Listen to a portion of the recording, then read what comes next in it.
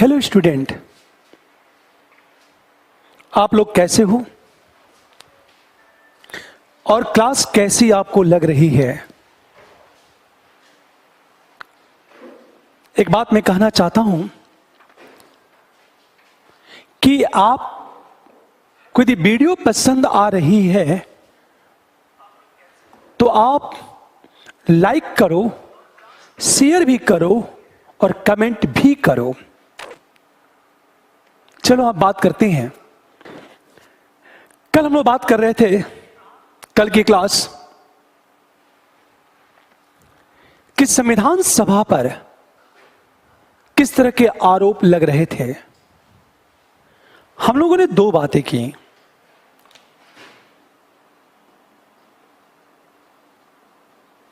संविधान सभा पर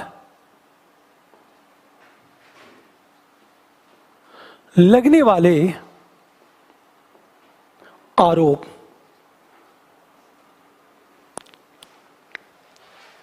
देखो आप, पहला आरोप यह था कि संविधान सभा संप्रभु नहीं है। दूसरा आरोप कि संविधान सभा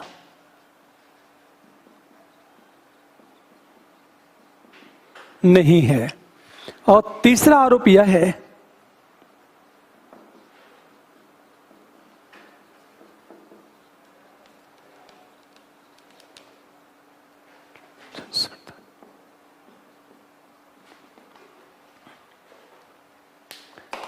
ये तीन आरोप, ध्यान देना इस बात को।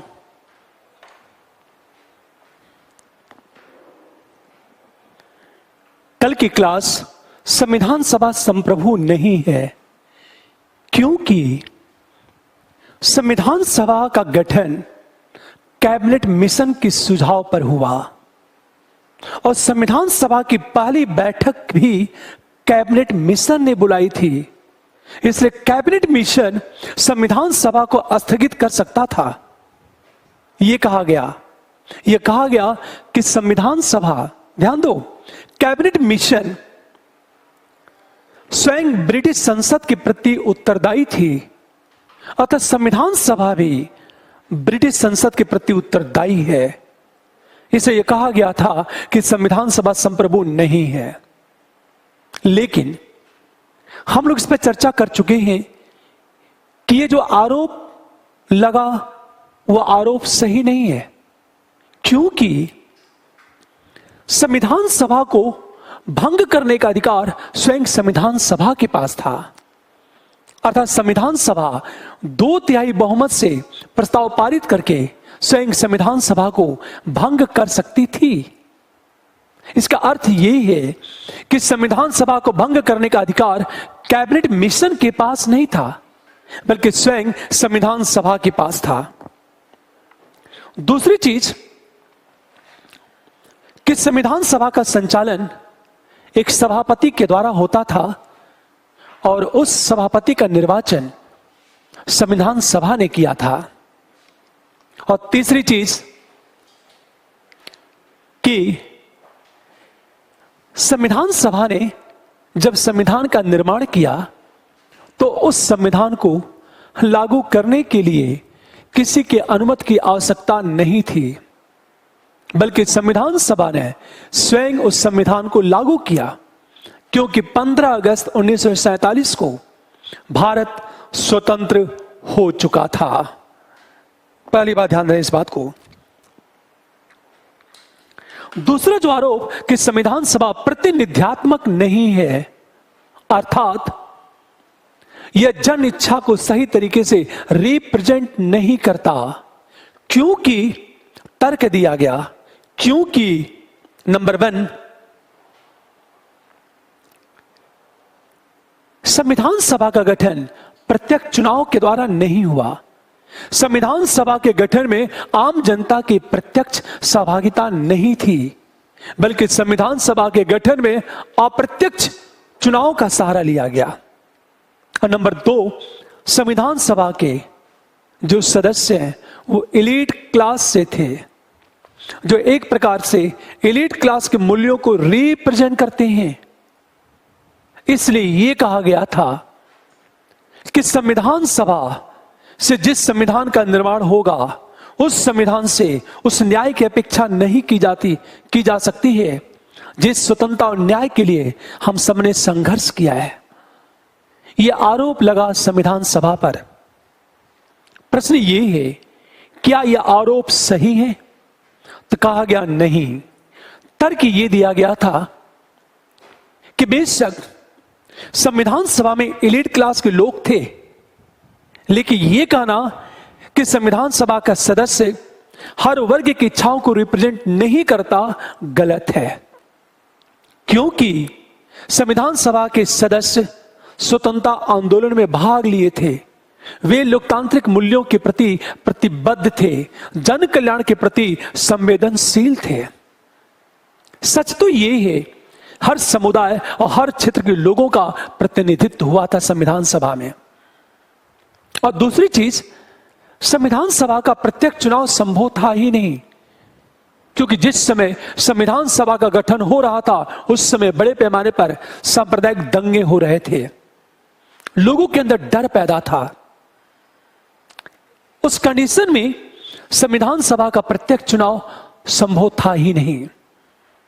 इसलिए यह कहा जाता है कि यह जो आरोप लगता है कि संविधान सभा प्रतिनिध्यात्मक नहीं है, यह आरोप उचित नहीं है।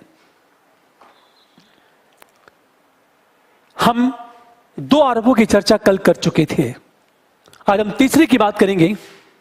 संविधान को जन समर्थन प्राप्त नहीं था। आरोप यह लगा कि संविधान सभा ने जिस संविधान का निर्माण किया, उस संविधान को लागू करने से पहले आम जनता की सहमति नहीं ली गई। एक तरह से उस संविधान को जनता पर थोप दिया गया। स्वाभाविक है, थोपे गए संविधान को क्या जनता स्वीकार करेगी? यह मुद्दा था। मतलब संविधान को लागू करने के लिए जनमत संग्रह किया ही नहीं गया, और बिना जनमत संग्रह किए यदि संविधान को लागू कर दिया गया तो एक तरह से उस संविधान को जनता पर थोप दिया गया। इससे यह कहा गया कि जो संविधान लागू किया गया उसे जन समर्थन प्राप्त था ही नहीं, क्योंकि संविधान को लागू करने के लिए जनमत संग्रह लिया ही नहीं गया, और उस संविधान को जनता पर थोप दिया गया। यह आरोप लगता है, लेकिन एक प्रश्न उठता है, क्या यह आरोप सही है? यदि देखा जाए तार्किक दृष्टि से तो इस आरोप से सहमत नहीं हुआ जा सकता। क्यों नहीं हुआ जा सकता? कारण क्या है? क्योंकि संविधान सभा ने जब संविधान का निर्माण किया तो संविधान को लागू करने के लिए, जन समर्थन प्राप्त करने के लिए जनमत संग्रह संभव ही नहीं था, क्योंकि बड़े पैमाने पर सांप्रदायिक दंगे हो रहे थे। अब एक चीज सोचो, इतने बड़े पैमाने पर यदि सांप्रदायिक दंगे होंगे तो आम जनता जनमत संग्रह में कैसे भाग ले पाएगी? कहा यह गया, बेशक जनमत संग्रह का सहारा नहीं लिया गया, लेकिन यह सच है कि उस संविधान में लोक कल्याणकारी मूल्यों पर सबसे ज्यादा बल दिया गया। इसका सबसे बेस्ट एग्जाम्पल यह है कि मौलिक अधिकार और नीति निर्देशक हम तत्व की बात करें। मौलिक अधिकार लोगों को राजनीतिक रूप से मजबूत करता है, जबकि नीति निर्देशक तत्व सामाजिक आर्थिक लोकतंत्र की बात करता है। तो मौलिक अधिकार और नीति निर्देशक तत्व दोनों मिलकर के सामाजिक आर्थिक राजनीतिक न्याय पर बल देते हैं। इसलिए कहा गया था कि जन समर्थन प्राप्त न होने के बावजूद इस संविधान की आलोचना नहीं की जा सकती, क्योंकि यह संविधान संपूर्ण जन कल्याण के प्रति प्रतिबद्ध। इस संविधान में वो सारे मूल्य प्रतिबिंबित होते हैं जो जन कल्याण के लिए आवश्यक है। इसलिए यह कहा जाता है कि जो भी आरोप लगे संविधान सभा पर, वस्तुतः वो सारे आरोप परिस्थितियों की उपेक्षा करके लगाए गए। आरोप लगाने वालों ने यह नहीं सोचा कि उस समय की परिस्थितियां क्या थी। इसलिए यह सामान्य जो प्रश्न बनेगा, सामान्य प्रश्न बन सकता है कि संविधान सभा पर उठी आपत्तियां एक दृष्टि से उस समय की परिस्थितियों की उपेक्षा है। क्या आप इस कथन से सहमत हैं, जिसकी चर्चा हम लोग आगे करेंगे? थोड़ा सा इसको लिख लो, आप इसे लिखो, आप लोग लिखो। संविधान को जन समर्थन प्राप्त नहीं है क्योंकि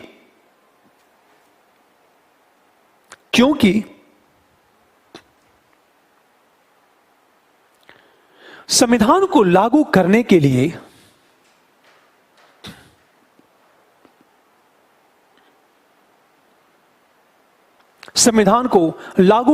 लिए जनमत संग्रह नहीं कराया गया। जनमत संग्रह नहीं कराया गया।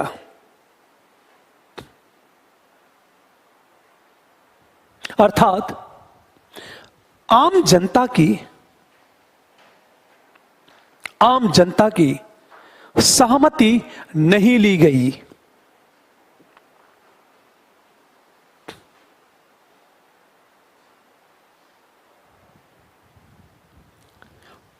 संविधान को जनता पर थोप दिया गया। संविधान को जनता पर थोप दिया गया।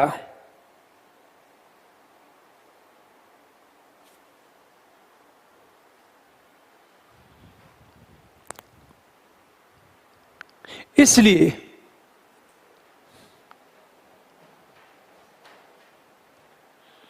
इस संविधान की स्वीकार्यता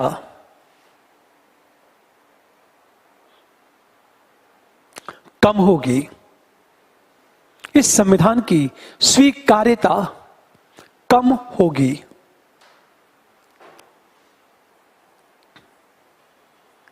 पैरा चेंज करो। लेकिन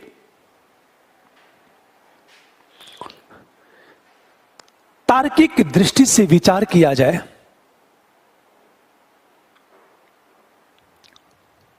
तार्किक दृष्टि से विचार किया जाए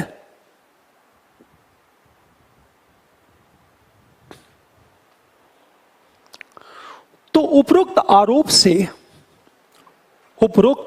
आरोप से सहमत नहीं हुआ जा सकता है।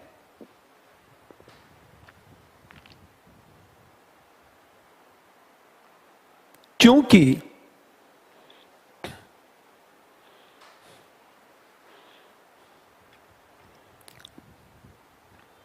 नंबर 1,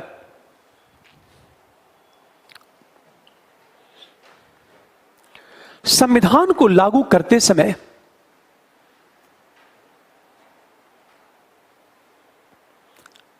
सांप्रदायिक दंगे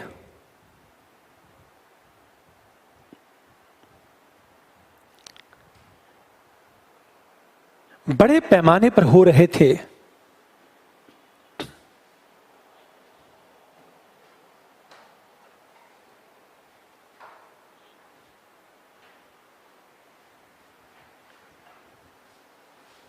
लोगों के अंदर डर था। इसलिए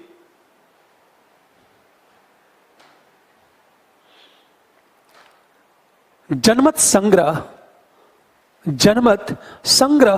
संभव नहीं था।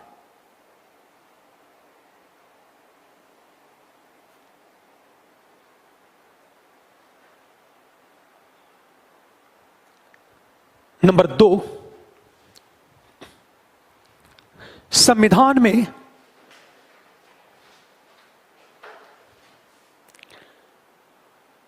राजनीतिक,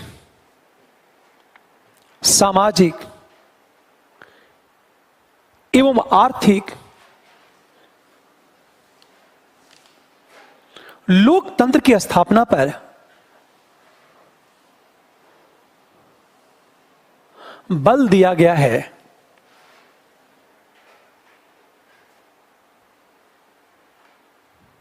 इसलिए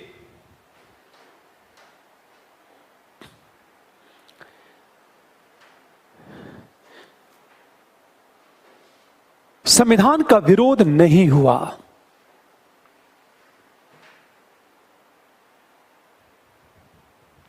और भारतीय जनता ने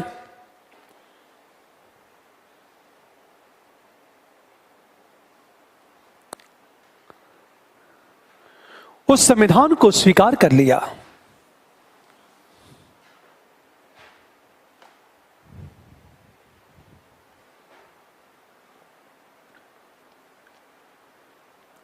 तो एक बात याद रखना, ये आपत्तियां प्रश्न कैसे पूछेगा यूपीएससी? सिंपल क्वेश्चन ही पूछेगा यूपीएससी कि संविधान सभा के ऊपर लगे आरोप को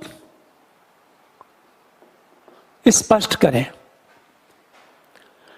ये सिंपल क्वेश्चन है, स्पष्ट करें। तो आपको करना क्या है, ध्यान देना, केवल आरोप बताना है। आरोप सही है कि गलत, इसकी चर्चा नहीं करनी है। तो हमेशा ध्यान दीजिए इस बात को। आपको सिंपल चीजें आरोप बता देना है। इतनी चीजें संविधान सभा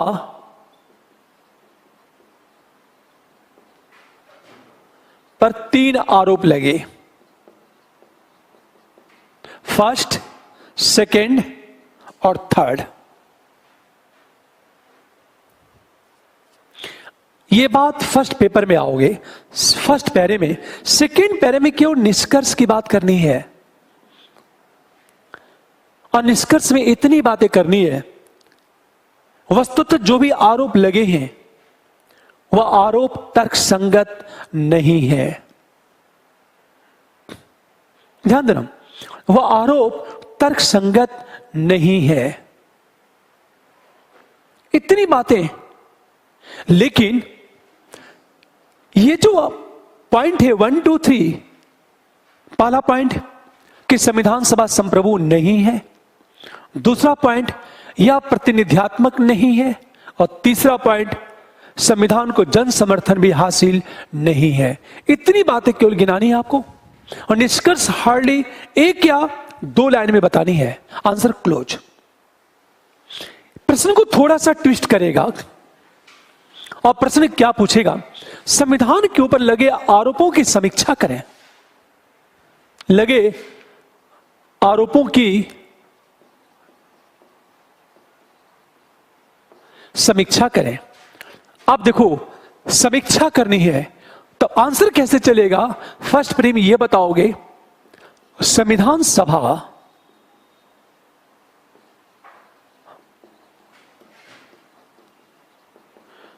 पर लगे आरोप बता दो, फर्स्ट, सेकंड और थर्ड। हम सेकंड पैरे की बात करेंगे। अब समीक्षा करनी है, और समीक्षा में हम ये बातें करेंगे कि आरोप तर्कसंगत नहीं है,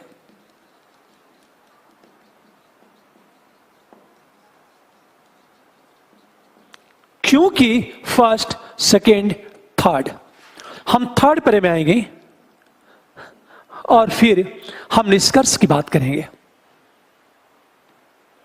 ध्यान देना इस बात को, हम सीधे निष्कर्ष की बात करेंगे।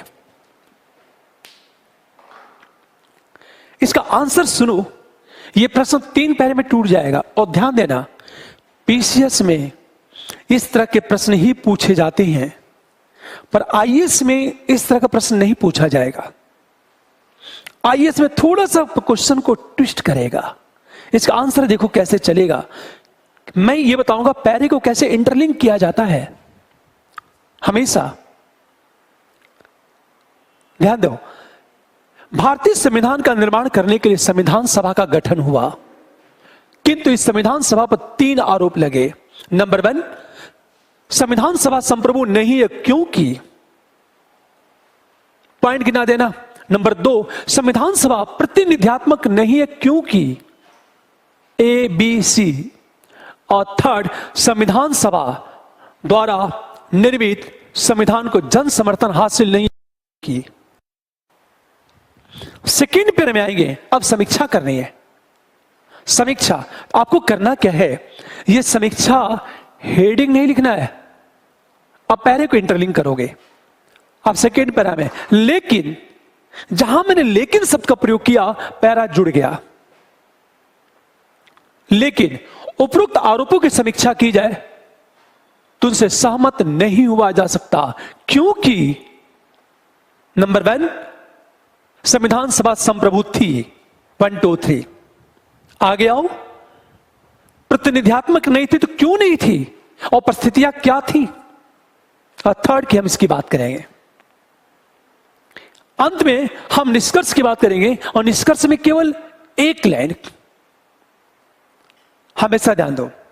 वस्तुतः, और मैंने वस्तुतः शब्द का प्रयोग किया है ताकि पैरा इंटरलिंक हो जाए।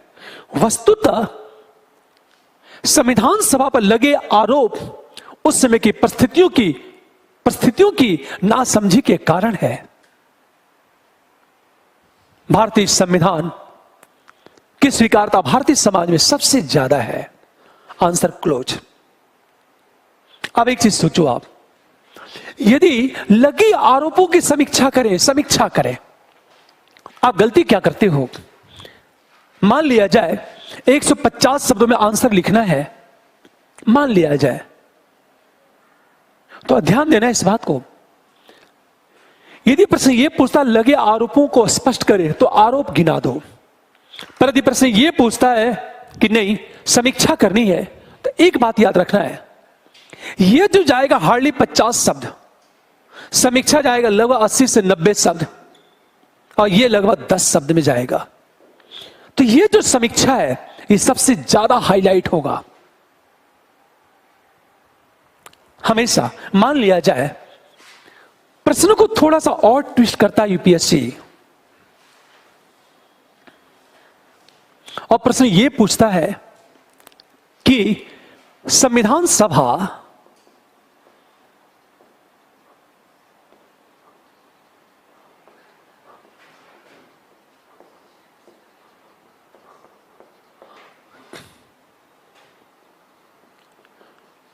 अतार्किक एवं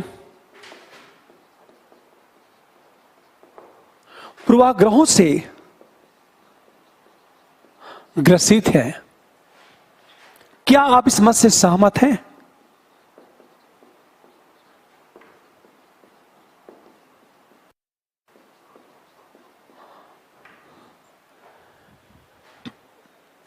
क्या आप इस मत से सहमत हैं? आपका मत है। प्रश्न को देखो, संविधान सभा पर लगे आरोप अतार्किक एवं पूर्वाग्रहों से ग्रसित है। अतार्किक का मतलब यह है तार्किक नहीं है, और पूर्वाग्रहों से ग्रसित होने का मतलब यह कि पहले मान लिया गया कि संविधान सभा में ये कमियां हैं। क्या आप इस मत से सहमत हैं? तो आपको करना क्या है, सीधे आंसर को हिट करो। आप हमेशा ध्यान दो, तो आप करोगे क्या? फर्स्ट पेरे में यह बताओगे आप संविधान सभा पर 3 आरोप। फर्स्ट, संविधान सभा संप्रभु नहीं। सेकंड, संविधान सभा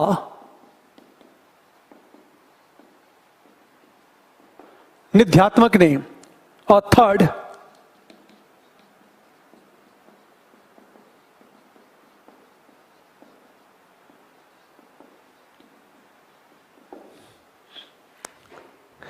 ये केवल आपको पॉइंट बता देना है, इसकी व्याख्या नहीं करनी है। ये बात हार्डली आप कोशिश करना कि 10 से 15 शब्द। यदि आपने इसकी व्याख्या ज्यादा कर दी तो फिर आपके अंक कटने शुरू हो जाएंगे। प्रश्न यही है, संविधान सभा पर लगे आरोप अतार्किक एवं पूर्वाग्रहों से ग्रसित हैं, अतार्किक और पूर्वाग्रहों से ग्रसित हैं। आपको करना क्या है? अतार्किक एवं पूर्वाग्रहों से ग्रसित है। आपका मेन आंसर ये है, क्वेश्चन ये है, इससे आपका पूरा आंसर भी इस पर फोकस होगा। अतार्किक एवं पूर्वाग्रहों से ग्रसित हैं। क्या आप इस मत से सहमत हैं? तो ये फर्स्ट पैरा में 10 से 15 शब्द और बस इतनी बातें लिखनी है, इसकी व्याख्या नहीं करनी है। कई बार ऐसा होता है, किसी स्टूडेंट्स को यदि ये सारे पॉइंट अच्छी तरह रटा हुआ है तो सोचेगा पहली बार तो अवसर मिला है, जो रटा हूं सब उड़ेल दो, वो आपके लिए घातक हो जाएगा। यकीन करो, पता चला इसकी पूरी व्याख्या ये आपने इस पर कर दी और मैं पूछा हूं प्रश्न ये है, तो जब मैं इसको पढ़ूंगा, इसकी व्याख्या करते चले जाओगे तो मैं ये सोचूंगा कि प्रश्न तो कुछ और है, आपने लिखा कुछ और है, तो मैं क्या करूंगा? ऊपर का पूरा पैरा ही काट दूंगा, मेरे किसी काम का नहीं है। इसलिए यह ध्यान दो किस पैरे को हाईलाइट करने हैं। हम सेकंड पैरे की बात करेंगे। अब ये लिखेंगे कि लगे आरोप अतार्किक एवं पूर्वाग्रहों से ग्रसित हैं। क्योंकि की बात करेंगे, हमारा ये पैरा सबसे ज्यादा चलेगा। यदि 150 शब्दों में आंसर है तो ये चलेगा लगभग 125 से लेकर 130 वर्ड चलेगा ये। अब देखो, अतार्किक है और अतार्किक क्यों है? अतार्किक क्यों है? क्योंकि आरोप लगाते समय उस समय की विद्यमान परिस्थितियों को ध्यान नहीं दिया गया। जैसे जब भारत स्वतंत्र हो रहा था और जब भारत का विभाजन हुआ तो बड़े पैमाने पर सांप्रदायिक दंगे हो रहे थे। उन सांप्रदायिक दंगों के कारण समाज में डर व्याप्त था, बड़े पैमाने पर कत्लेआम हो रहा था। उस कंडीशन में संविधान सभा के गठन के लिए न तो प्रत्यक्ष चुनाव संभव था और न तो संविधान को लागू करने के लिए जनमत संग्रह संभव था। पहली चीज। दूसरी बात, हम सीधे आएंगे अगले पॉइंट में, नंबर 2, कि संविधान सभा में एलीट क्लास के लोग थे, लेकिन वो सब के सब लोकतांत्रिक मूल्य के प्रति प्रतिबद्ध थे और अधिकांश सदस्यों ने स्वतंत्रता आंदोलन में भाग लिया था। दूसरी तरफ वो जन कल्याण के प्रति संवेदनशील थे, अतः सभी वर्ग और समुदाय का उचित प्रतिनिधित्व भी कर रहे थे। हम सीधे आएंगे अगले पॉइंट में कि जिस संविधान का निर्माण हुआ, उस संविधान में लोकतांत्रिक मूल्यों पर सबसे ज्यादा बल दिया गया, जिसका सबसे बेस्ट उदाहरण मौलिक अधिकार और नीति निर्देशक तत्व भी है। बल्कि संविधान की प्रस्तावना में कहा गया सामाजिक, आर्थिक, राजनीतिक न्याय की बात की गई है। हम अतार्किक फिर बात कहेंगे अगले कि पूर्वाग्रहों से ग्रसित है। जो आरोप है पूर्वाग्रहों से ग्रसित है, क्योंकि आलोचक मान के चल रहे थे कि संविधान सभा स्वतंत्र नहीं है। वस्तुतः संविधान सभा संप्रभु थी, क्योंकि अब इसकी बात करेंगे हम लोग। संविधान सभा को भंग करने का अधिकार ना तो ब्रिटिश संसद के पास था और ना तो कैबिनेट मिशन के पास था, बल्कि संविधान सभा 2/3 बहुमत से प्रस्ताव पारित करके संविधान सभा को भंग कर सकती थी। दूसरी तरफ संविधान को लागू करने के लिए ना तो ब्रिटिश संसद की अनुमति ली गई और ना तो कैबिनेट मिशन की अनुमति ली गई। इस सारे पॉइंट को डिस्कस करने के बाद हम थर्ड पैरे में आएंगे और थर्ड पैरे में हम निष्कर्ष की बात करेंगे। तो प्रश्न ये, क्या आप इस मत से सहमत हैं? बिल्कुल, हम इस मत से सहमत हैं। हमेशा ध्यान दो, हम इस मत से सहमत हैं। तो निष्कर्ष में क्या आएगा? निष्कर्षता यह कहना उचित है कि आलोचकों ने उस समय की न तो परिस्थितियों पर ध्यान दिया और न तो संविधान सभा की वास्तविक स्थिति पर ध्यान दिया। अतः कहना उचित है कि आरोप अतार्किक एवं पूर्वाग्रहों से ग्रसित है। अब एक चीज ध्यान दो, आंसर क्लोज आपका। अगला जो प्रश्न पूछेगा आपसे, प्रश्न कैसे बनेगा आपका?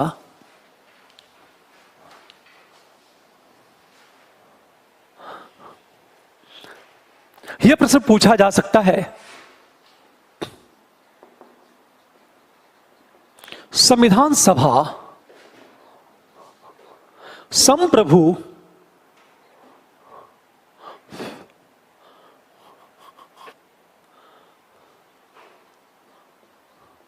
नहीं है।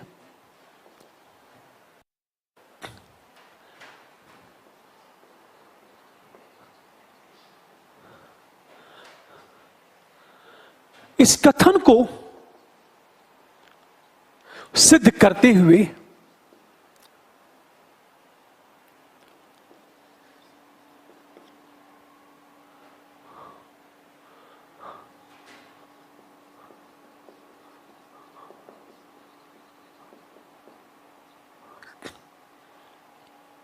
भारतीय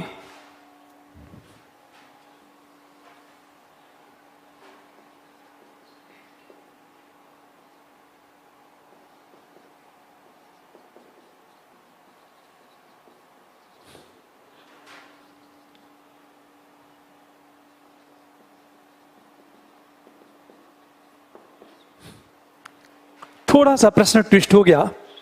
संविधान सभा संप्रभु नहीं है, इस कथन को सिद्ध करते हुए भारत की शासन व्यवस्था का मूल्यांकन करें। अब यह यूपीएससी का प्रश्न, और प्रश्न को कैसे ट्विस्ट कर रहा है यूपीएससी, इस बात को हमेशा ध्यान देना। इस बात को सबसे बड़ी चीज देखा जाता है, पहले तो संविधान सभा संप्रभु नहीं है, इस कथन को सिद्ध करते हुए आप क्या बताओगे? संविधान सभा संप्रभु नहीं है क्योंकि आप तर्क दो, ए बी, तर्क क्या चलेगा? क्योंकि इस कथन को सिद्ध करना है तो क्या होगा? तर्क दो, क्योंकि नंबर ए, संविधान सभा का गठन कैबिनेट मिशन के सुझाव पर हुआ। चूंकि संविधान सभा ब्रिटिश संसद के प्रति उत्तरदायी थी, अतः संविधान सभा भी ब्रिटिश संसद के प्रति उत्तरदायी थी। नंबर दो, संविधान सभा की पहली बैठक कैबिनेट मिशन ने बुलाई थी, अतः संविधान सभा को स्थगित करने का अधिकार भी कैबिनेट मिशन के पास था।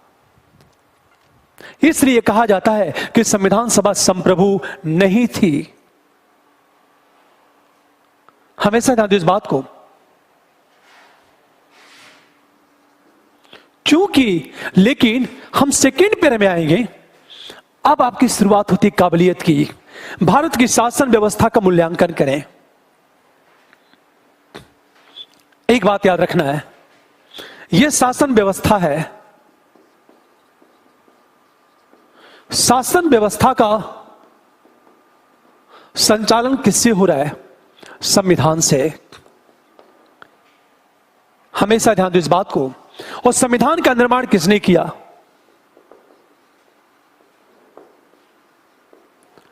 संविधान सभा ने किया। ध्यान देना, संविधान सभा ने संविधान का निर्माण किया। इस संविधान से शासन व्यवस्था का संचालन होता है, क्योंकि शासन व्यवस्था को संचालित करने वाले लोगों को शक्ति संविधान से मिलती है। तो शासन व्यवस्था के जो लोग संचालक हैं उनको शक्ति संविधान से मिलती है, और संविधान का निर्माण किया था संविधान सभा ने। यदि संविधान सभा संप्रभु नहीं होगी तो संविधान भी हमारा संप्रभु नहीं होगा, और यदि संविधान संप्रभु नहीं होगा तो शासन व्यवस्था भी संप्रभु नहीं हो सकता। हमेशा बता दो, यदि संविधान सभा संप्रभु नहीं है, ध्यान देना इस बात को, तो इसका मतलब है हमारा संविधान भी संप्रभु नहीं है। यदि संविधान संप्रभु नहीं है तो संविधान में भारतीय इच्छा, मूल्य, विश्वास रिफ्लेक्ट नहीं होंगे, प्रतिबिंबित नहीं होंगे। यदि संविधान सभा को रेगुलेट करती थी कैबिनेट मिशन, और कैबिनेट मिशन को रेगुलेट करती है ब्रिटिश संसद, तो इनडायरेक्ट रूप में ब्रिटिश संसद हमारे संविधान को रेगुलेट करेगी, और संविधान को रेगुलेट करेगी, और हमारी शासन व्यवस्था यदि संविधान से रेगुलेट हो रही है तो स्वाभाविक है हमारी शासन व्यवस्था को भी ब्रिटिश संसद रेगुलेट करेगी। उस कंडीशन में क्या होगा, शासन व्यवस्था में विद्यमान जितनी भी संस्थाएं हैं, जो लोग हैं, वो स्वतंत्रतापूर्वक निर्णय नहीं ले पाएंगे। पहली बात ध्यान दें, को सिद्ध करते हुए भारत की शासन व्यवस्था का मूल्यांकन करें। इसका मतलब यह है कि संविधान सभा संप्रभु नहीं है, यह सही है, सिद्ध कर दो। अब एक चीज ध्यान दो, प्रश्न ही लिखा हुआ है कि सिद्ध कीजिए, तो मुझे यह बता देना है किस आधार पर कहा जा रहा है। भारत की शासन व्यवस्था का मूल्यांकन करें, मूल्यांकन करें, मूल्यांकन करें। मतलब यह कि संविधान सभा यदि संप्रभु नहीं है तो हमारी शासन व्यवस्था कैसी होगी और क्या इफेक्ट होगा। यह सेकेंड पैरे में आएगा। हम थर्ड पैरे की बात करेंगे, और थर्ड पैरे में हम निष्कर्ष की बात करेंगे। एक बात याद रखनी है आपको, मान लिया जाए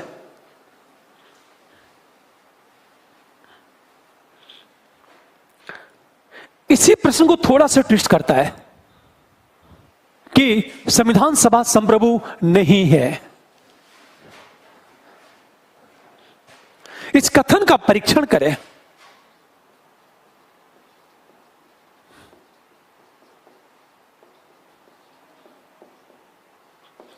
इस कथन का परीक्षण करें। यदि प्रश्न यह पूछा जाता है तो थोड़ा सा जो आंसर है वो चेंज हो जाएगा। कैसे? आप फर्स्ट पैरे में क्या करोगे, आप संविधान सभा को संप्रभु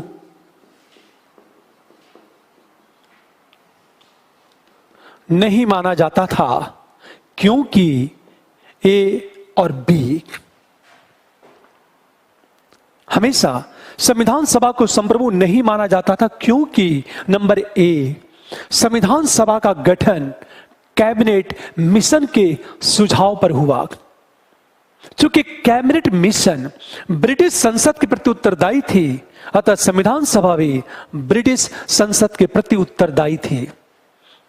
नंबर दो, संविधान सभा की पहली बैठक कैबिनेट मिशन ने बुलाई थी, अतः संविधान सभा को स्थगित करने का अधिकार भी कैबिनेट मिशन के पास था।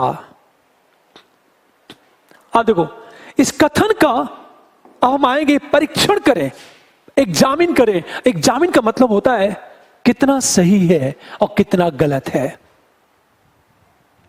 एग्जामिन का मतलब होता है कितना सही है और कितना गलत है। आप ध्यान से सुने इस बात को। सेकेंड पैरा में अब इसका हम परीक्षण करेंगे, और परीक्षण में यह बताएंगे कि संविधान सभा संप्रभु थी क्योंकि, हम थर्ड पैरे में आएंगे और थर्ड पैरे में हम निष्कर्ष की बात करेंगे। एक बात याद रखना है, परीक्षण करना है। संविधान सभा संप्रभु नहीं है, परीक्षण करना है। ध्यान देना इस बात को, पूरी बात ध्यान देना। परीक्षण के एग्जामिन का मतलब होता है कितना सही और कितना गलत है, ये याद हमेशा रखना है। और हम जानते हैं कि जो आरोप लगा वो आरोप सही नहीं है। इस सेकेंड पैरे में क्या आएगा कि संविधान सभा संप्रभु थी क्योंकि नंबर 1, संविधान सभा को भंग करने का अधिकार कैबिनेट मिशन के पास नहीं था, बल्कि संविधान सभा स्वयं 2/3 बहुमत से प्रस्ताव पारित करके संविधान सभा को भंग कर सकती थी। नंबर 2, संविधान सभा का संचालन एक सभापति के द्वारा होता था, जिसका निर्वाचन स्वयं संविधान सभा ने किया था।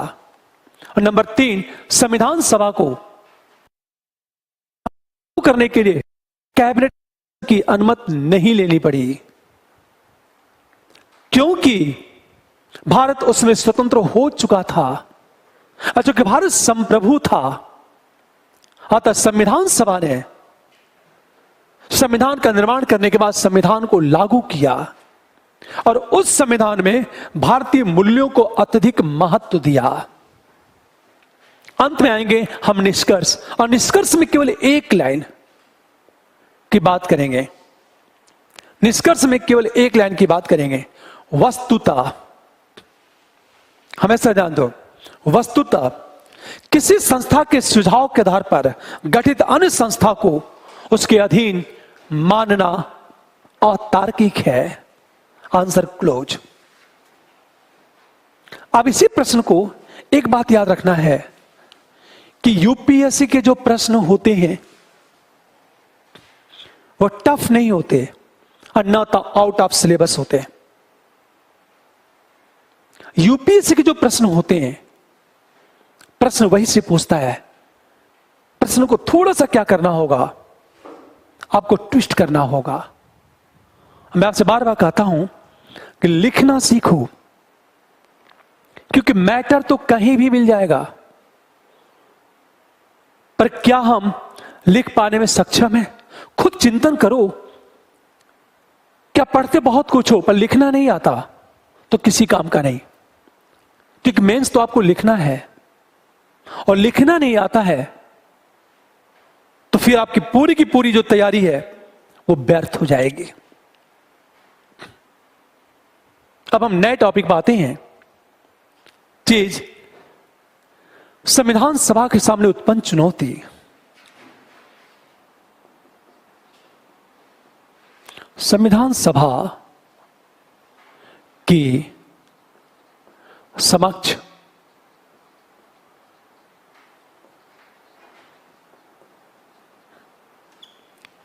हम उत्पन्न चुनौती की बात करें। चुनौती क्या थी संविधान सभा के सामने? ध्यान देना इस बात को।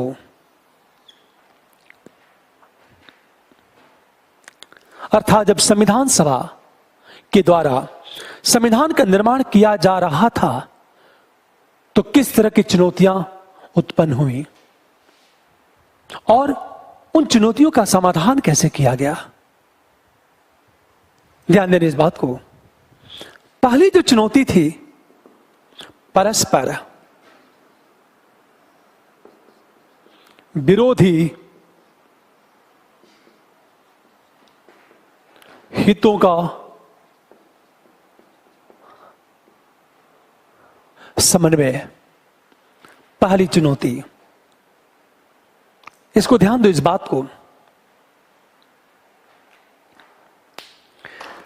जब संविधान सभा का गठन हुआ तो संविधान सभा में अलग अलग विचारधारा के लोग थे। अब सब प्रत्येक विचारधारा के लोगों के बीच विवाद का होना स्वाभाविक था। उन सबको एक मंच पर लाना बहुत बड़ी चुनौती थी। ऐसा क्यों? क्योंकि जब अलग अलग विचारधारा के लोग जब तक एक मंच पर नहीं आएंगे तब तक आम सहमति से शासन व्यवस्था का गठन नहीं हो सकता। मान लिया जाए, ध्यान देना इस बात को, 100 लोग हैं और जब तक सभी लोग आपसी सहमत से एक ऐसी व्यवस्था की बात न करें तब तक इस व्यवस्था में स्थायित्व तो नहीं आ सकता। जैसे मान लिया जाए कि शासन व्यवस्था के एक प्रारूप पर चर्चा हो रही है। 60 लोग इसके पक्ष में, 40 लोग इसके विरोध में हैं। इसका मतलब है उस पर आम सहमत नहीं है। तो 40 लोग उस व्यवस्था को ध्यान दो पसंद नहीं करेंगे कि उनकी सहमत है ही नहीं। और जब 40 लोग उस व्यवस्था को सपोर्ट नहीं करेंगे, चूंकि पसंद नहीं कर रहे हैं तो उसे सपोर्ट नहीं करेंगे। और जब सपोर्ट नहीं करेंगे तो स्वाभाविक है व्यवस्था की सफलता संदिग्ध हो जाएगी। फॉर एग्जाम्पल ध्यान देना, यह कहा जाए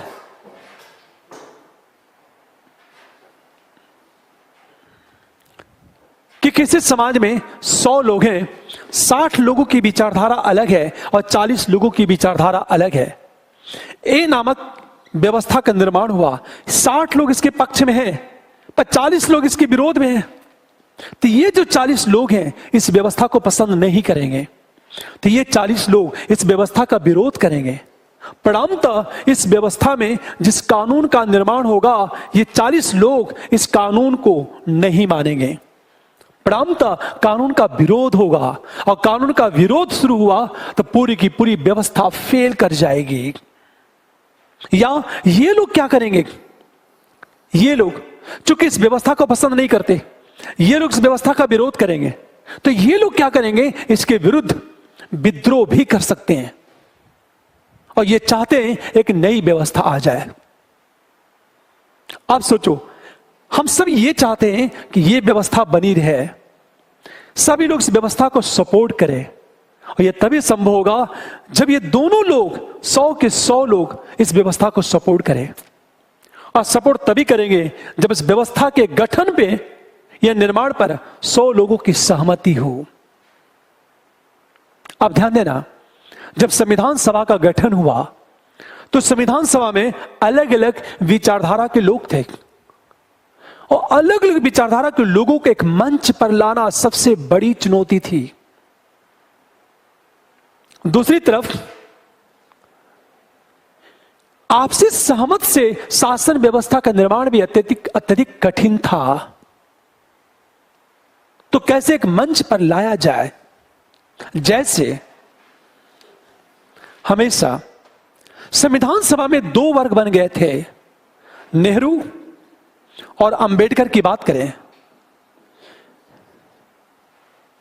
ये केंद्रीकरण के पक्षधर थे। डॉक्टर राजेंद्र प्रसाद ये विकेंद्रीकरण के पक्षधर थे। नेहरू चाहते थे और अंबेडकर चाहते थे केंद्र अत्यधिक मजबूत हो। केंद्रीकरण ये चाहते थे केंद्र के पास ज्यादा शक्तियां हों। ये लोग केंद्रीकरण के समर्थक थे और डॉक्टर राजेंद्र प्रसाद विकेंद्रीकरण के समर्थक थे। अब एक चीज सोचो, दोनों में विवाद होना स्वाभाविक था। कुछ लोगों ने कहा शासन व्यवस्था के स्वरूप को लेकर कि संसदीय व्यवस्था चाहिए, और किसी ने कहा नहीं, प्रेसिडेंशियल सिस्टम चाहिए। इसको लेकर विवाद पैदा हो गया था। अब एक चीज सोचो, संसदीय व्यवस्था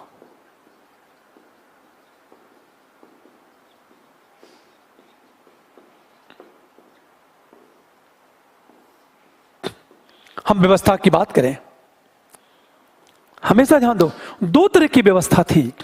कुछ लोग इसका समर्थन करते थे, कुछ लोग इसका समर्थन करते थे। ये इस बात को इंगित करता है कि संविधान सभा में अलग अलग विचारधारा के लोग थे और सबको एक मंच पर कैसे लाया जाए, एक सबसे बड़ी चुनौती थी। तो परस्पर विरोधी हितों का समन्वय करना एक चुनौती थी, और इसका समाधान करने के लिए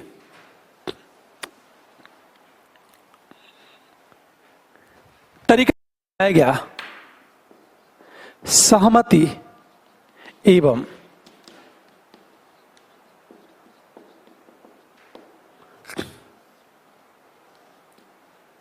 ध्यान देने इस बात को, सहमति एवं समायोजन पर बल दिया गया। सहमति एवं समायोजन की बात की गई। सहमति समायोजन का मतलब क्या चीज है? समायोजन का मतलब है विरोधी हितों का समायोजन। उसके लिए क्या किया गया, हमेशा ध्यान दो कि जितनी भी समितियां थी, उन समितियों में सभी विचारधारा के लोगों को शामिल कर दिया गया। और जब समिति में हर विचारधारा के लोगों को शामिल कर दिया जाएगा तो विचार विमर्श ज्यादा होगा, और विचार विमर्श के परिणाम स्वरूप हो सकता है विरोध समाप्त हो जाए। ये संभव था। और जब विरोध समाप्त हो जाएगा तो फिर सभी को एक मंच पर लाना आसान हो जाता। समायोजन। दूसरा तरीका क्या अपनाया गया था कि निर्णय लेने के लिए वोटिंग की बात नहीं की गई, मतदान नहीं होगा, बल्कि आम सहमति की बात की गई। वोटिंग होती तो 60 लोग एक तरफ, 40 लोग दूसरी तरफ, तो फिर विरोध बना रहता। इसलिए संविधान सभा ने परस्पर विरोधी हितों का समन्वय करने के लिए सहमति एवं समायोजन की बात की थी। पहली चुनौती। देखो दूसरी चुनौती क्या थी।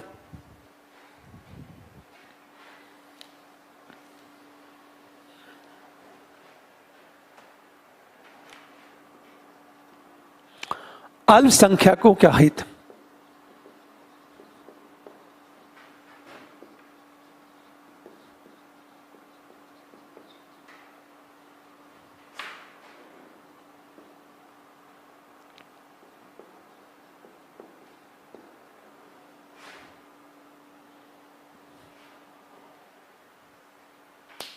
यह दूसरी चुनौती थी। ध्यान देना इस बात को, जब भारत संविधान का निर्माण हो रहा था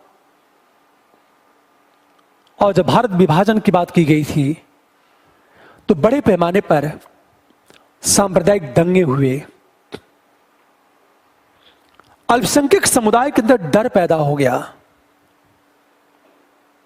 और डर को भगाने के लिए अब्दुल कलाम ने, यह कहा जाता है सर, मौलाना आजाद ने संविधान सभा के सामने एक प्रस्ताव रखा।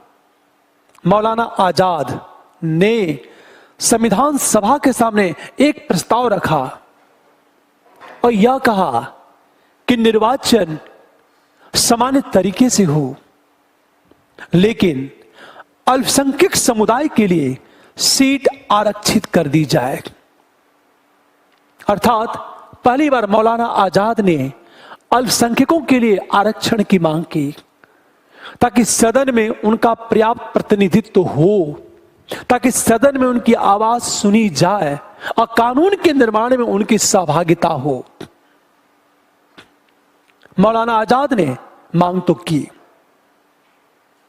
हमेशा ध्यान दो इस बात को, लेकिन पटेल ने उनका विरोध किया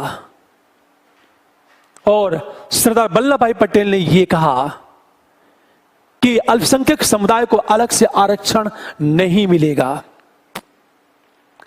क्योंकि स्वतंत्रता के बाद सभी लोग भारत के अभिन्न अंग हैं। राजकुमारी अमृता कौर और बेगम एजाज रसूल। राजकुमारी अमृता कौर ईसाइयों को रिप्रेजेंट कर रही थी और बेगम एजाज रसूल मुस्लिम समुदाय को रिप्रेजेंट कर रही थी। इन दोनों ने अल्पसंख्यक आरक्षण का विरोध किया। बेगम एजाज रसूल ने यह कहा कि अल्पसंख्यक को रिजर्वेशन नहीं मिलना चाहिए, क्योंकि अल्पसंख्यक ठीक उसी तरह भारत के अभिन्न अंग हैं जिस प्रकार अन्य समुदाय के लोग। पर एक प्रश्न था कि यदि सदन में पर्याप्त प्रतिनिधित्व नहीं हुआ तो फिर अल्पसंख्यक समुदाय की संस्कृति कैसे सुरक्षित होगी। एक डर था। तो संविधान सभा ने एक रास्ता निकाला और संविधान सभा ने क्या किया कि अनुच्छेद 30 का कॉन्सेप्ट, आर्टिकल 30 में प्रावधान था, धार्मिक और भाषाई अल्पसंख्यक समुदाय अपनी संस्कृति के संरक्षण के लिए संस्था का गठन कर सकता है, उसका प्रबंधन भी कर सकता है और उसका संचालन भी कर सकता है। तो संस्कृतियों के संरक्षण के लिए अनुच्छेद 30 का प्रावधान लाया गया। इस प्रकार देखा जाए कि ये जो दूसरी चुनौती थी, इसको लेकर जो विवाद पैदा हुआ, उसका समाधान करने की कोशिश की गई थी। अब एक चीज सोचो, तीसरी जो चुनौती थी, देसी रियासतों की समस्या क्या थी?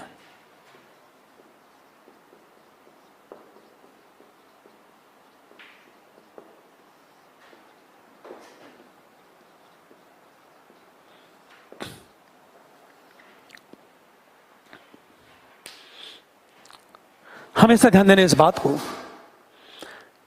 इन देसी रियासतों की समस्या क्या थी?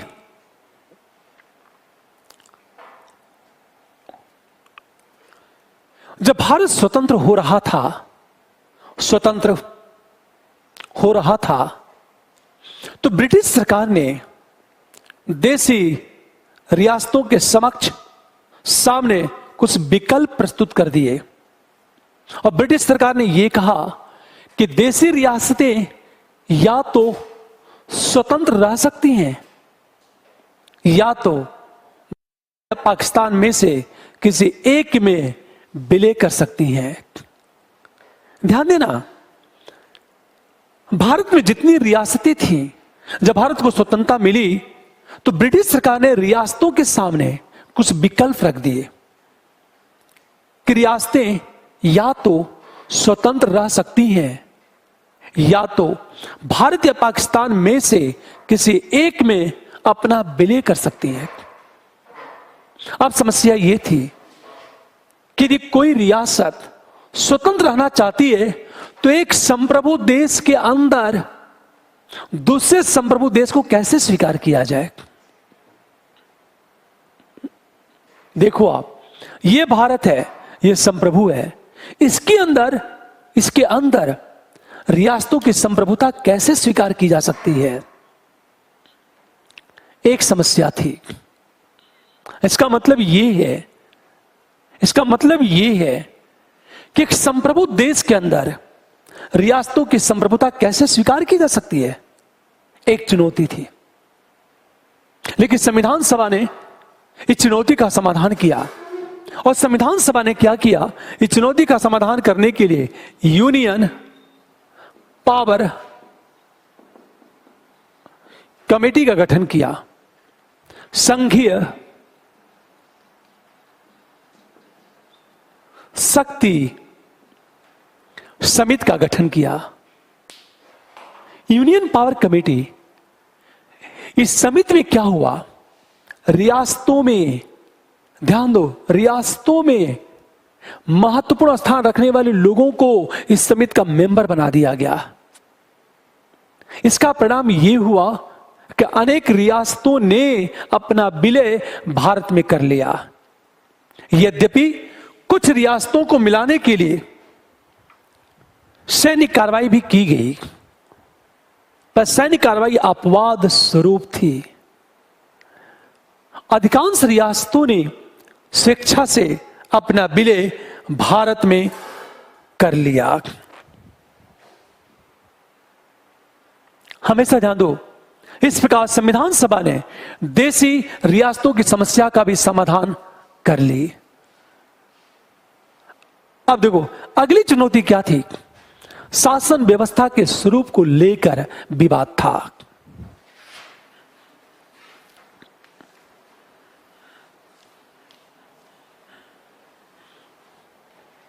देखो अब, शासन व्यवस्था के स्वरूप को लेकर विवाद।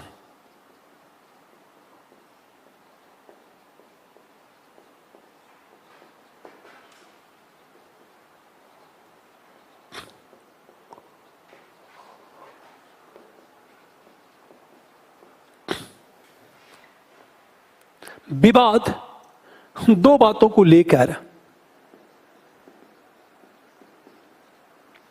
संसदीय व्यवस्था, पार्लियामेंट्री सिस्टम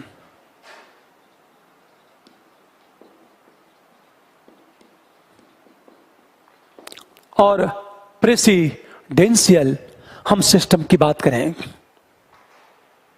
इसमें क्या होता है?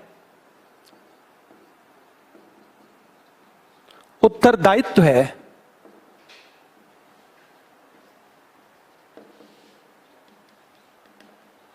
किंतु स्थायित्व नहीं। इसमें क्या है? स्थायित्व है।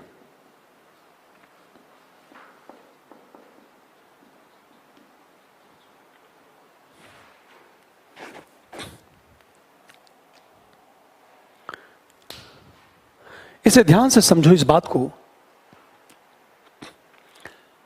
शासन व्यवस्था के स्वरूप को लेकर जो विवाद पैदा हुआ, उसमें पहली बात संसदीय पार्लियामेंट्री सिस्टम उत्तरदायित्व है किंतु स्थायित्व नहीं। प्रेसिडेंशियल सिस्टम स्थायित्व है, स्टेबिलिटी है, किंतु रिस्पॉन्सिबिलिटी नहीं। इसमें रिस्पॉन्सिबिलिटी है किंतु स्टेबिलिटी नहीं। अब सोचो जरा, संविधान सभा में जितने मेंबर थे, कुछ सदस्यों ने यह कहा कि भारत को इसे अपनाना चाहिए और कुछ सदस्यों ने कहा कि इसे अपनाना चाहिए। आप सोचो, ब्रिटेन की बात करें, ब्रिटेन में संसदीय व्यवस्था है और अमेरिका में प्रेसिडेंशियल सिस्टम है।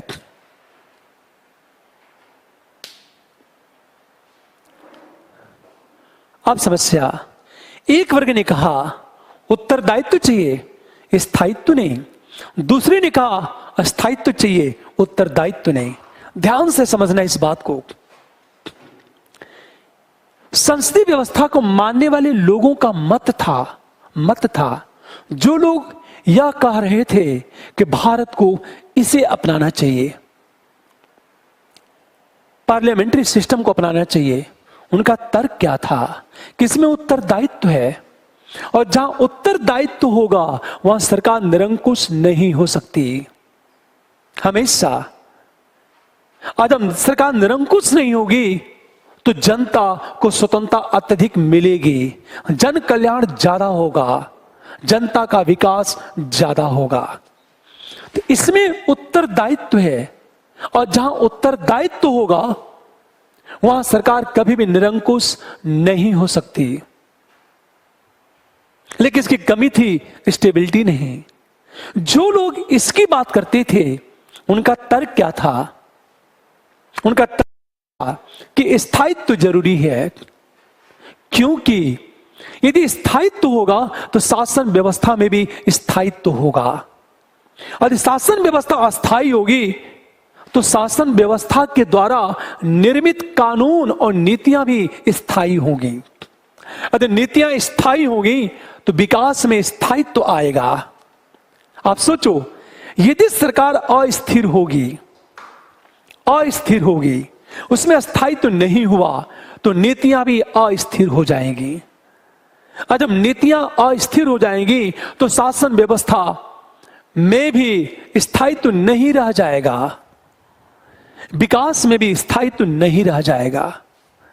एक बात याद रखना, समस्या ये थी सरकार के सामने कि हम उत्तरदायित्व को चुने या स्थायित्व को चुने। विवाद इसको लेकर था, लेकिन संविधान सभा ने उत्तरदायित्व का चुनाव किया। तो संविधान सभा से पूछा गया, आपने उत्तरदायित्व का चयन क्यों किया? आपने संसदीय व्यवस्था का चयन क्यों किया? आवश्यकता क्या थी? तो कितना खूबसूरत जवाब दिया संविधान सभा ने। देखो आप, संविधान सभा ने यह जवाब दिया कि भारत ब्रिटेन का गुलाम था और ब्रिटेन में संसदीय व्यवस्था प्रचलित है। भारत का संचालन भी संसदीय व्यवस्था के अनुरूप हुआ। भारत में जितनी भी संस्थाएं हैं उनका विकास भी संसदीय व्यवस्था के अनुरूप हुआ है। यदि संसदीय व्यवस्था को फॉलो किया गया, इसे स्वीकार किया गया, तो भारत में विकसित संस्थाएं सही तरीके से काम करेंगी। एक तरह से उनका भारतीकरण हो जाएगा। ध्यान से सुनना इस बात को, इसको इस तरह समझो आप। मान लो गांव का कोई व्यक्ति है और जीवन भर नलकूप का पानी पिया है, अचानक शहर में लाओगे और फ्रिज का पानी पिला दोगे तो उसकी तबीयत खराब होना क्या है, स्वाभाविक है। अरे बात है, क्योंकि जिस क्लाइमेट में रह चुका है, जब शहर में आके फ्रिज का पानी पिला दोगे तो क्लाइमेट चेंज, उसको जुकाम हो जाएगा और उल्टी आप पर आरोप भी लगाएगा कि जानबूझकर फ्रिज का पानी पिला दिए, मेरा गला क्या हो गया, खराब हो गया। जबकि पीते समय बहुत शौक से पिएगा, कितना ठंडा पानी है, ऐसा ठंडा पानी तो गांव में मिलता ही नहीं। हमेशा ध्यान दें इस बात को। अब एक चीज, भारत का संचालन, अंग्रेजों ने भारतीय शासन व्यवस्था का संचालन संसदीय व्यवस्था के अनुसार किया, तो भारत में सभी संस्थाओं का विकास संसदीय व्यवस्था के अनुरूप हो चुका था। इसलिए कहा गया था संसदीय व्यवस्था को फॉलो किया जाए।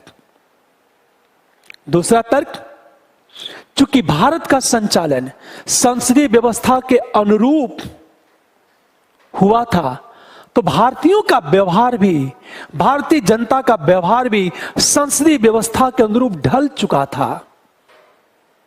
ध्यान दो इस बात को। यदि आप इसे लागू करोगे,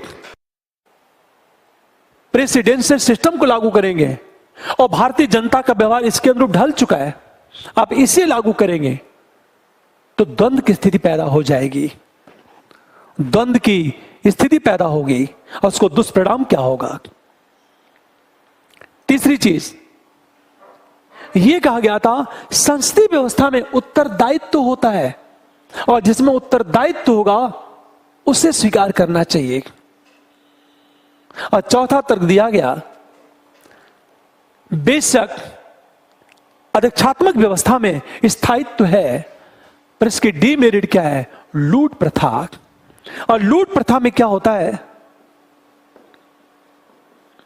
इस पर हम सिस्टम की बात करें, लूट प्रथा होती क्या है कि जिस पार्टी का व्यक्ति राष्ट्रपति के पद पर बैठता है, जिस पार्टी का व्यक्ति राष्ट्रपति के पद पर बैठता है, वह पार्टी, उस पार्टी के लोगों को महत्वपूर्ण पद दे दिए जाते हैं।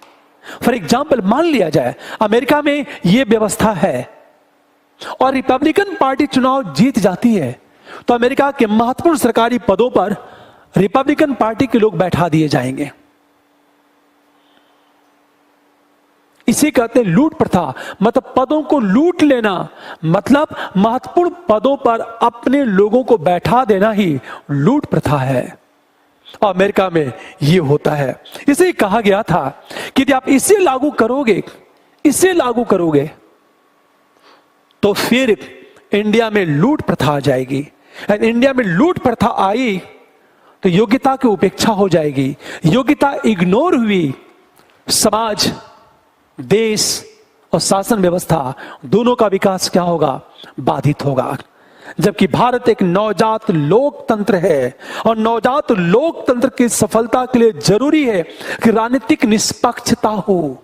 लूट प्रथा में राजनीतिक पक्षपात होता है, अगर राजनीतिक पक्षपात होगा वहां हमारा लोकतंत्र ज्यादा दिनों तक टिक नहीं सकता।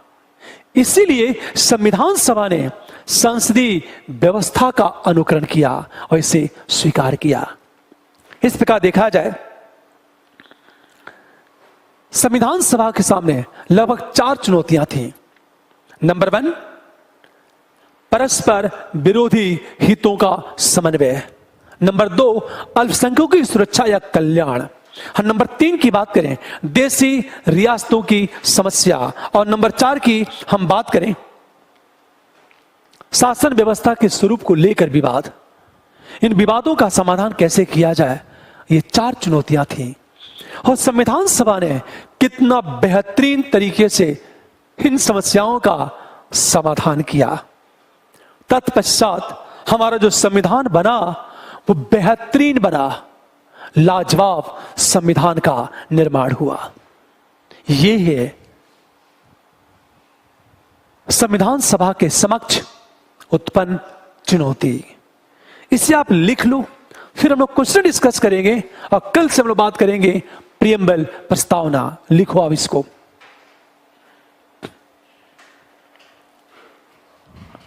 लिखो, संविधान सभा के समक्ष उत्पन्न चुनौती। पहली चुनौती क्या है? लिखो चुनौती नंबर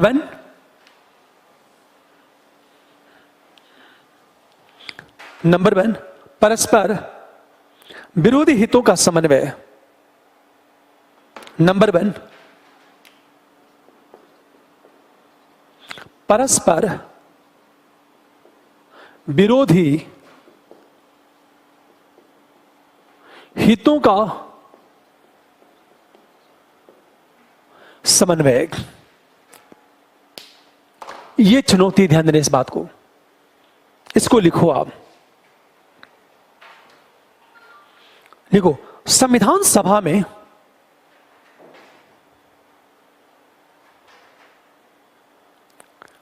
सभा में अलग अलग विचारधारा के लोग थे। अलग अलग विचारधारा के लोग थे।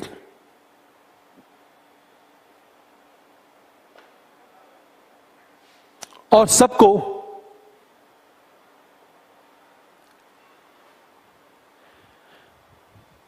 एक मंच पर लाना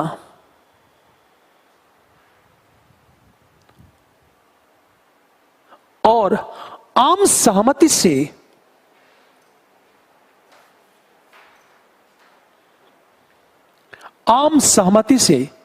शासन व्यवस्था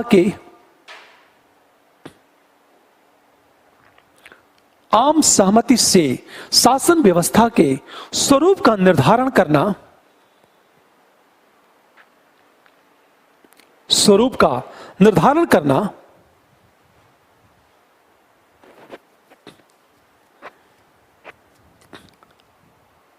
एक चुनौतीपूर्ण कार्य था।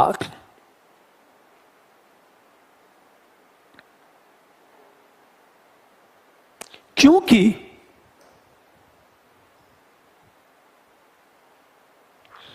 शासन व्यवस्था की सफलता के लिए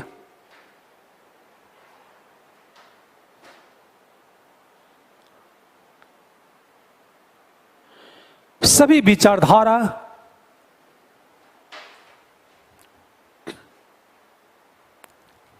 विचारधारा के लोगों का सहयोग आवश्यक होता है।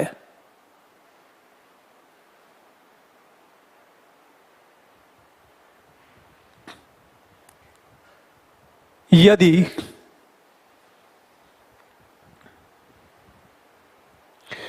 किसी विचारधारा के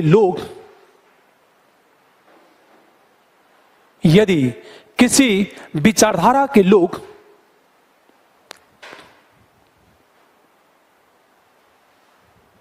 उस शासन व्यवस्था को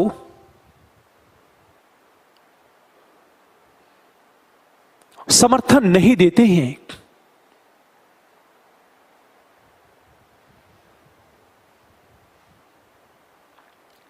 तो व्यवस्था के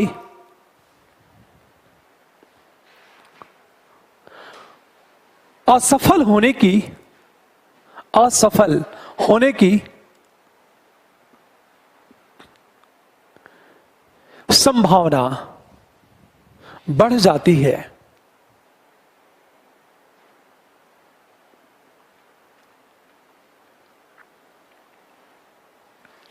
पैरा चेंज करो। इसलिए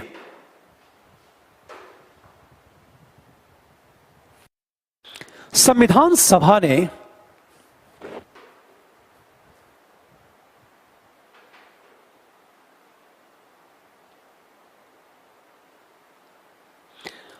परस्पर विरोधी हितों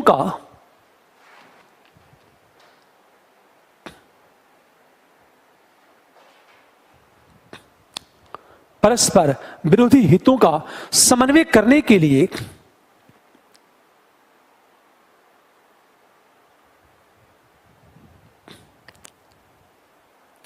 सहमति एवं समायोजन का सहारा लिया।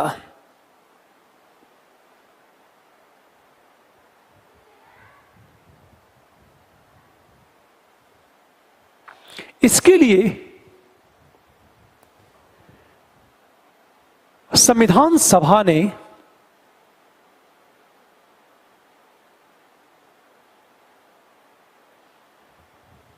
समितियों में सभी विचारधारा एवं लोगों के सभी विचारधारा एवं समुदाय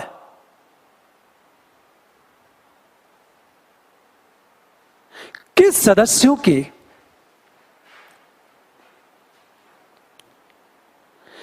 प्रतिनिधित्व पर बल दिया।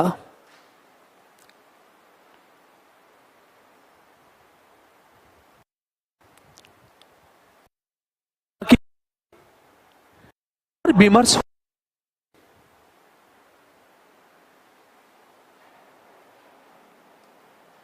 तो दूसरी तरफ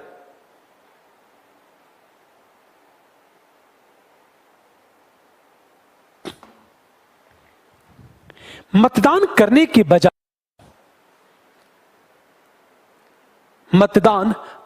बजाय आम सहमति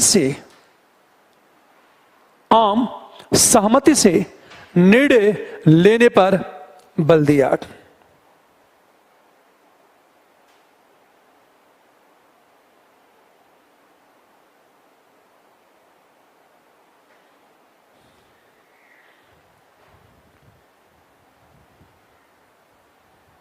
जैसे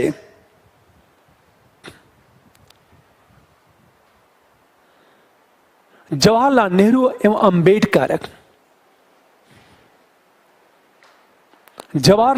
एवं अंबेडकर केंद्रीकरण के समर्थक थे,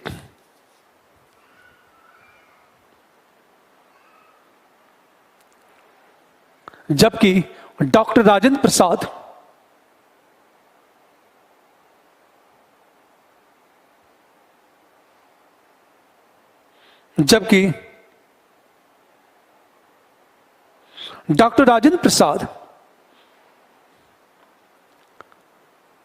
विकेंद्रीकरण के समर्थक थे। अर्थात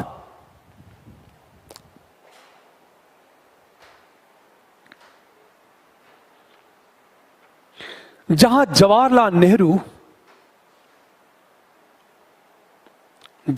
नेहरू केंद्र को मजबूत करने पर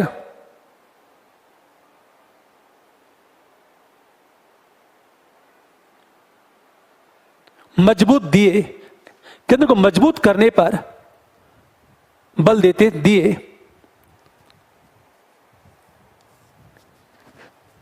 वहीं राजेंद्र प्रसाद ने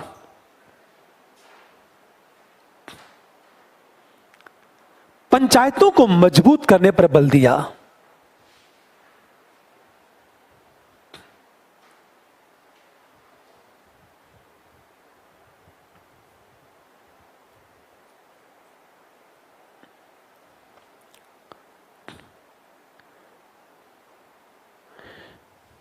इस विवाद का समाधान करने के लिए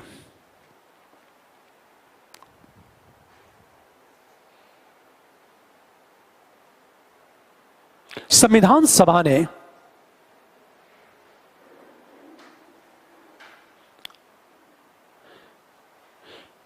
केंद्र को मजबूत करने के साथ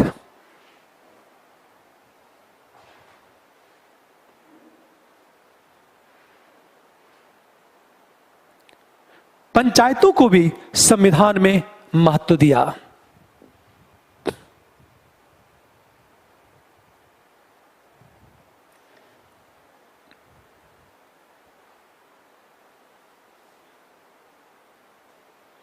अब एक चीज सोचो, दूसरा जो चुनौती अल्पसंख्यकों की सुरक्षा एवं कल्याण, जो दूसरी चुनौती है,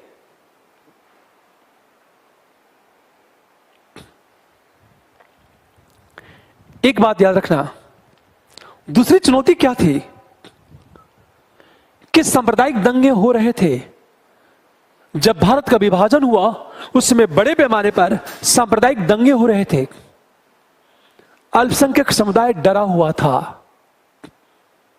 उस डर को समाप्त करने के लिए और अल्पसंख्यक समुदाय के हितों की सुरक्षा के लिए मौलाना आजाद ने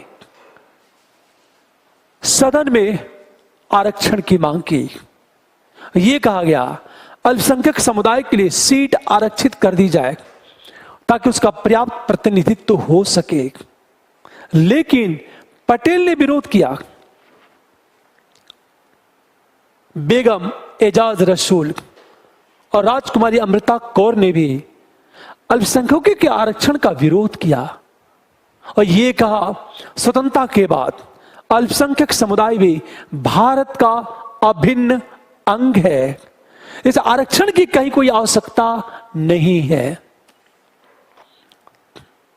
पर इस विवाद का समाधान करने के लिए क्या किया गया कि भारतीय संविधान में अनुच्छेद 30 का प्रावधान आया और अनुच्छेद 30 में धार्मिक एवं भाषाई अल्पसंख्यक वर्ग को अपनी संस्कृति के संरक्षण के लिए संस्था के गठन, प्रबंधन एवं संचालन का अधिकार दे दिया गया।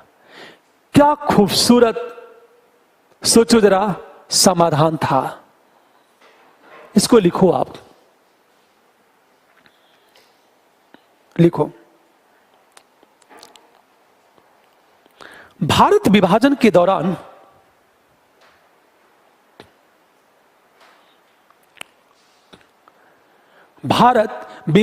दौरान बड़े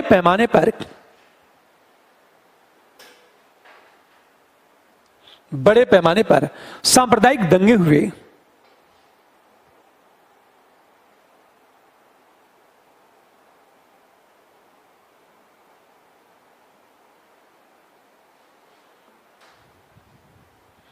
जिससे अल्पसंख्यक समुदाय के अंदर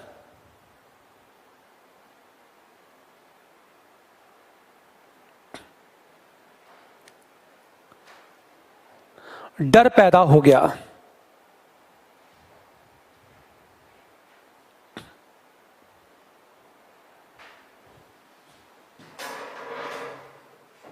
इसलिए मौलाना आजाद ने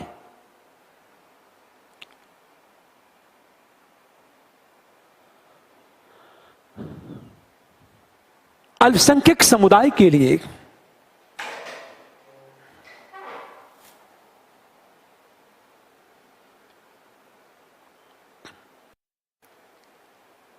सदन में आरक्षण की मांग की।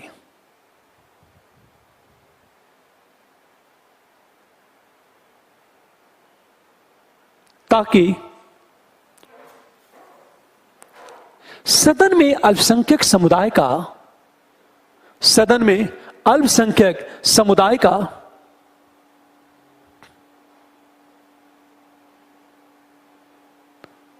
पर्याप्त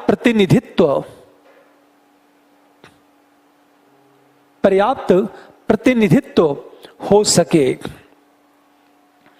ओम प्रकाश जी, मैं रिपीट करता हूं, इसे ध्यान देना इस बात को, जहां आपका छूटा उसको दोबारा लिख लीजिए। भारत विभाजन के दौरान बड़े पैमाने पर सांप्रदायिक दंगे हुए। अल्पसंख्यक समुदाय के अंदर डर पैदा हुआ। इसलिए मौलाना आजाद ने अल्पसंख्यक समुदाय के लिए सदन में आरक्षण की मांग की, ताकि अल्पसंख्यक समुदाय का पर्याप्त प्रतिनिधित्व हो सके। पैरा चेंज करो। लेकिन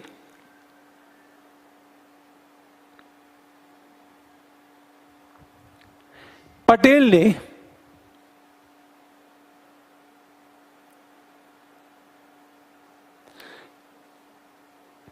ने अल्पसंख्यक समुदाय के लिए आरक्षण का विरोध किया।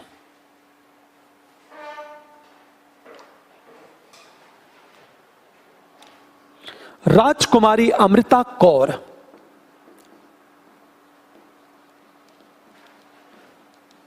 ये थी ईसाई समुदाय से। राजकुमारी अमृता कौर एवं बेगम एजाज रसूल यह मुस्लिम थी। बेगम एजाज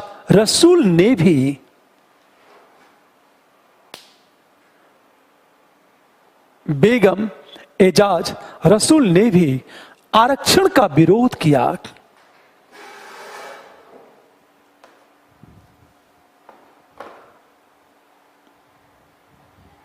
आरक्षण का विरोध किया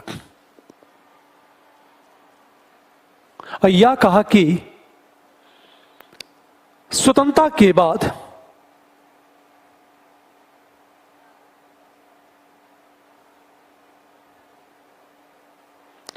के बाद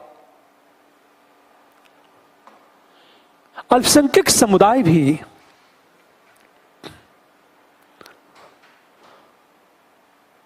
भारत के अभिन्न अंग हैं।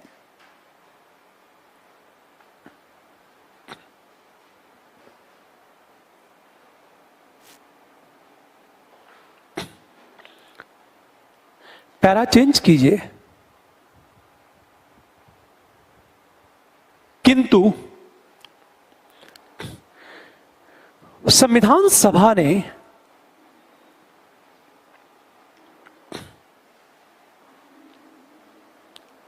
इस समस्या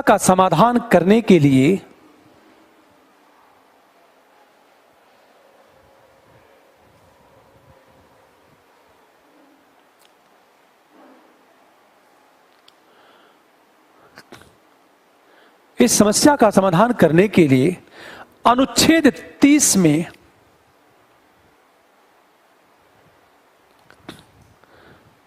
धार्मिक एवं भाषाई अल्पसंख्यक अनुच्छेद 30 में धार्मिक एवं भाषाई अल्पसंख्यक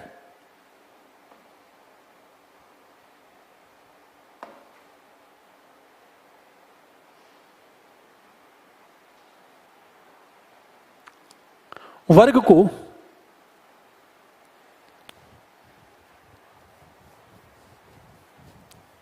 यह अधिकार दिया गया कि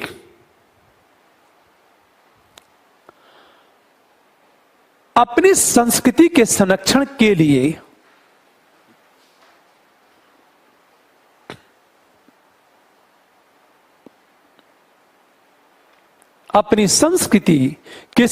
के लिए संस्था के गठन, प्रबंधन एवं संचालन कर सकते हैं।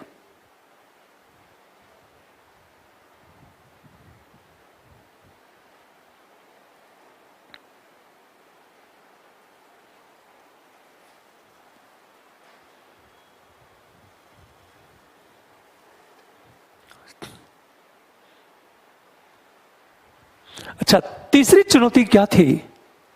देशी रियासतों की समस्या। देशी रियासतों की समस्या।